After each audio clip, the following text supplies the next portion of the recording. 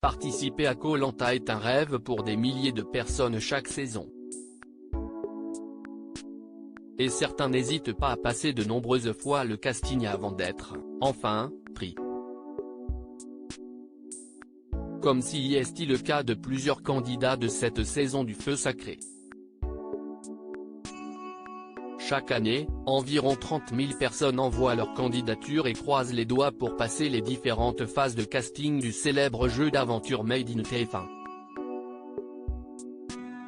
20 chanceux ont obtenu leur ticket pour les Philippines.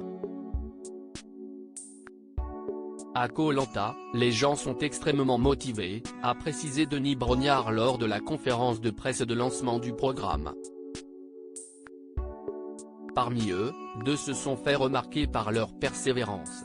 Les vétérans Émine, appartenant à l'équipe rouge menée par Elena et avec Rudy, Christine, Martin, Julie, Elodie, Alexandre et Anne-Sophie, et Célia, de l'équipe jaune constituée par Nicolas et avec Grace, Frédéric, Quentin, Gilles, Clémence, Laura, Benjamin et Tania, tentent de participer au jeu de survie depuis de nombreuses années. Et ils ont bien fait d'insister. Koh Lanta, le Feu Sacré, Émine a été entraîné par son fils. Émine a tenté 20 fois sa chance avant d'être retenu. À 56 ans, ce Belge est patron du parc des expositions de Bruxelles. Entré à 19 ans dans la société comme simple ouvrier, il en est aujourd'hui le directeur général opérationnel. Autodidacte et pugnace, Émine est de ceux qui se sont faits tout seuls. Très fier de sa réussite, cet Albanais d'origine est entraîné par son fils depuis toutes ces années de préparation et d'ATT. Il est bien décidé à montrer que les quinquagénaires peuvent faire de grandes choses. Koh Lanta 2023, Célia s'est mise à la lutte. Célia, 49 ans, est assistante familiale dans le Calvados. Elle a passé 14 fois le casting de l'émission avant d'être prise. C'est une forme d'aboutissement pour elle, explique Denis Brognard. C'est avec une détermination sans faille qu'elle se prépare à partir depuis si longtemps. Elle a d'ailleurs commencé la lutte pour se préparer, cherchant le sport qui pourrait le plus l'aider pour l'aventure. Dès qu'il s'agit de compétition, Célia se transforme en bulldozer, mais dans sa vie quotidienne, elle est douce et bienveillante.